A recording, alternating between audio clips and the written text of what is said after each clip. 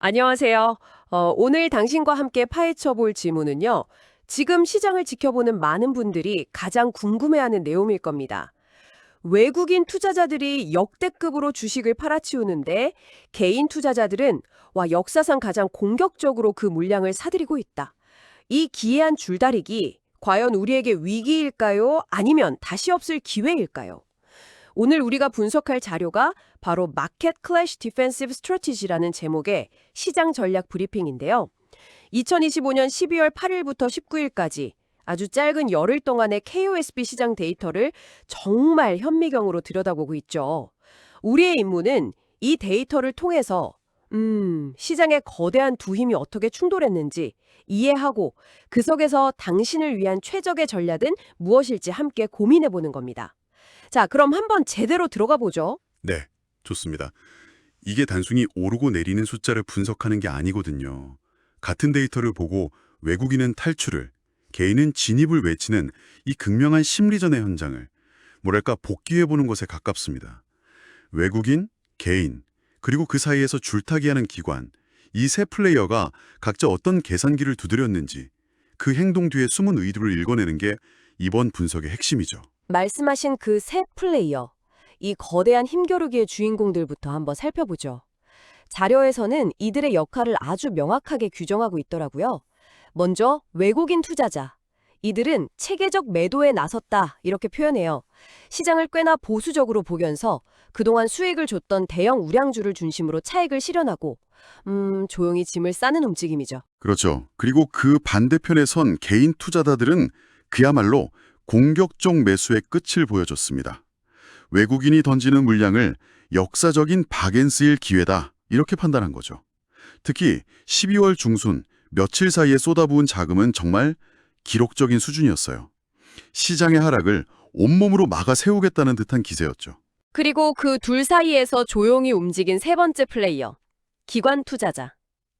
자료에서는 이들을 방어적 완충장치라고 부르더라고요. 시장의 한쪽으로 완전히 쏠려서 무너지는 걸 막는 버팀목 역할을 하면서 패닉셀링 물량을 흡수하고 조심스럽게 시장의 방향을 탐색하는 아주 신중한 플레이어입니다. 바로 그 지점에서 지금 시장의 긴장감이 폭발하는 겁니다. 외국인이 위험이라고 판단하고 떠나는 자리를 개인이 일생일대의 기회라며 뛰어들고 있는 이 아이러니. 데이터는 이 충돌을 아주 적나라하게 보여주는데요. 딱 이틀 12월 15일과 16일 데이터를 보면 정말 숨이 멎을 정도입니다. 이 이틀 동안 개인 투자자들이 무려 26조 6천억 원을 순매수했습니다. 와, 26조 6천억 원요. 이틀 만에. 정말 엄청난 금액이네요. 이건 그냥 단순한 매수가 아니라 뭐랄까 시장의 방향을 바꾸려는 의지가 담긴 돈처럼 느껴지는데요. 맞습니다. 그런데 더 놀라운 건 그 반대편의 숫자예요. 같은 기간 외국인과 기관은 합쳐서 얼마를 팔았을까요? 정확히 26조 9천억 원을 순매도했습니다. 잠깐만요. 네, 26조 6천억 매수에 26조 9천억 매도라니? 이건 우연이라고 보기엔 너무나 정교하게 맞아떨어지는데요. 마치 개인 투자자들이 쏟아부은 돈으로 외국인과 기관이 자신들의 엑시트 파티를 연 것처럼 들립니다. 바로 거기서 이 자료가 지적하는 냉정한 현실이 드러나는 겁니다. 개인 투자자들이 이건 기회다라며 쏟아부은 그 26조 원이 시장을 떠나고 싶었던 외국인과 기관에게는 탈출할 절호의 기회를 열어준 완벽한 발판이 들어준 거예요. 비유하자면 개인이 열심히 판 우물에서 큰 손들이 물만 실컷 마시고 떠나버린 격이죠.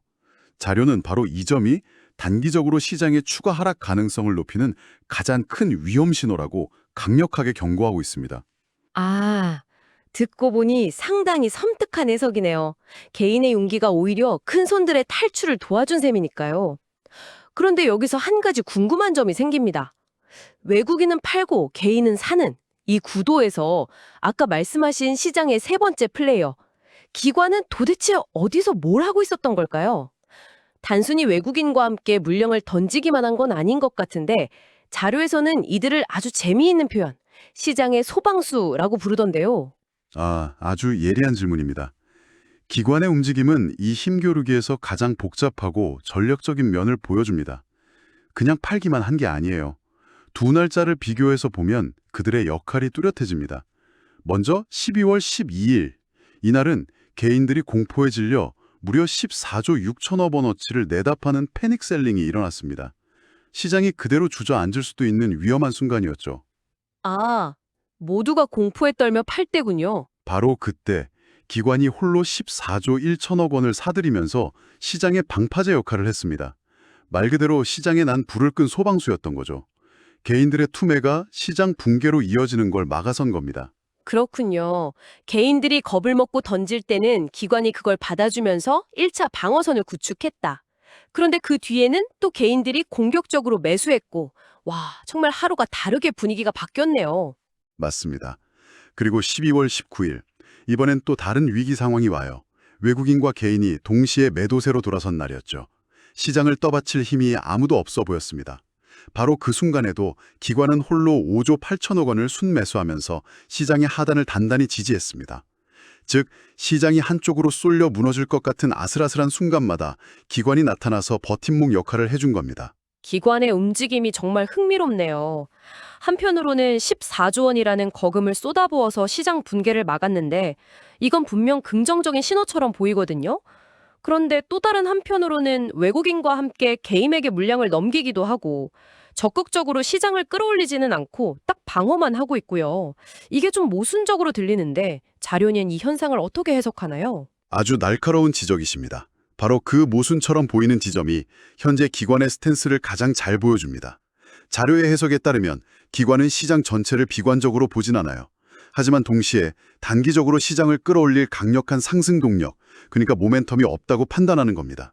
그래서 적극적인 공격수보다는 시장의 완전 붕괴만 막는 골키퍼 역할을 자처한 거죠. 이로 인해서 시장은 뚜렷한 방향성 없이 외국인의 매도 압력과 개인의 매수 의지만 팽팽하게 맞서는 혼란 구간에 진입했다고 진단합니다. 누구도 확실한 승기를 잡지 못하는 그야말로 안개 속 줄다리기 상태라고 볼 수 있겠습니다. 안개 속 줄다리기라니 정말 와닿는 표현입니다. 이런 혼란스러운 상황 속에서 개인 투자자들은 정말 뭘 어떻게 해야 할지 막막할 것 같은데요. 이 자료는 이런 우리에게 어떤 길을 제시하고 있나요? 자료의 결론은 아주 명확하고 단호합니다. 추격이 아닌 관망, 공격이 아닌 방어. 핵심 원칙은 이 혼란 속에서 가장 위험한 적은 감정적 대응이라는 거예요. 누구나 그런 경험 있잖아요. 내가 팔면 오르고 내가 사면 떨어지는 그 마법 같은 순간이요. 데이터는 바로 그 마법이 사실은 더 오를 거야 라는 기대감에 휩쓸린 추격 매수와 이제 끝이야 라는 공포 투매의 결과일 뿐이라고 차갑게 이야기해 주는 거죠. 실제로 개인이 역대급 순매수를 기록했던 12월 15일과 16일이 공교롭게도 단기 고점이었다는 사실이 이걸 증명합니다. 결국 감정의 파도에 올라타는 순간이 가장 위험하다는 거군요. 그래서 자료가 제시하는 구체적인 대응 원칙이 세 가지가 있었죠. 첫 번째 원칙부터 살펴보죠. 저도 항상 다짐하지만 지키기 제일 어려운 것, 바로 무리한 따라잡기는 금물입니다. 네, 소위 말하는 포모, 나만 뒤처질지 모른다는 그 공포감이 휩쓸리지 말라는 겁니다. 대신 철저히 시스템으로 대응하라고 조언하죠. 구체적인 방법으로는 두 가지를 제시하는데요. 하나는 관망, 즉 외국인이든 기관이든 큰 손들의 방향성이 명확해질 때까지 한 발짝 물러서서 기다리는 현금 보유 전략이고요. 다른 하나는 분할 매수, 시장의 타이밍을 맞추려는 시도 대신 시간을 내 편으로 만드는 적립식 투자 전략이죠. 꾸준히 사 모으면서 평균 매수 단가를 낮추고 리스크를 관리하는 현명한 방법입니다. 두 번째 원칙은 분산 투자로 위험을 관리하라. 모든 계란을 한 바구니에 담지 말라는 투자의 영원한 경언이네요. 사실 이건 너무나 당연한 이야기처럼 들리는데 자료에서는 이 분산을 세 가지 차원으로 더 깊게 파고들더군요. 맞습니다. 모두가 아는 예이지만 제대로 실천하는 사람은 드물죠. 자료는 세 가지 레벨의 분산을 강조합니다.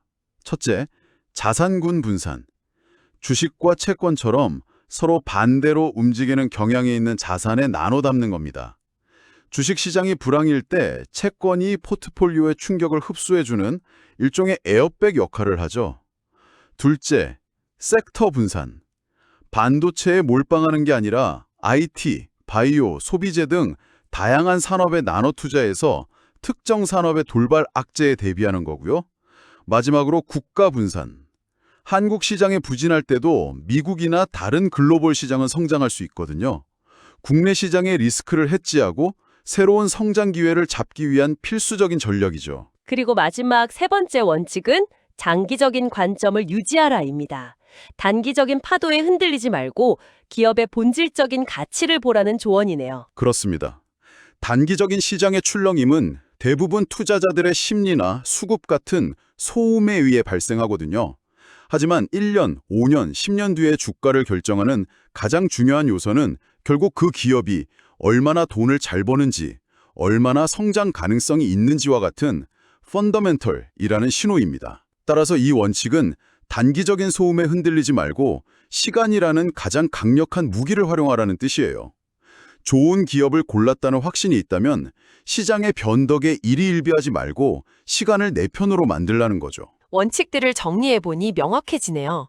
감정적 추격 금지, 다각적 분산 투자, 그리고 장기적 관점 유지. 그런데 이 자료는 여기서 그치지 않고 이 원칙들을 실제 포트폴리오로 어떻게 구현할 수 있는지 구체적인 예시까지 보여주더군요. 이 방어적 포트폴리오라는 것 어떻게 구성되어 있나요? 네. 현재 같은 혼란 구간에 적합한 방어 포트폴리오의 세 가지 구성 요소를 제시합니다. 첫 번째는 코어 방어. 말 그대로 포트폴리오의 중심을 잡아주는 척추 같은 역할입니다.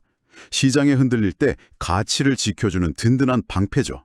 코어 방어라. 그러니까 이 부분은 제 포트폴리오가 험한 파도를 만났을 때 전복되지 않게 막아주는 밸런스트, 그 균형추 같은 거군요.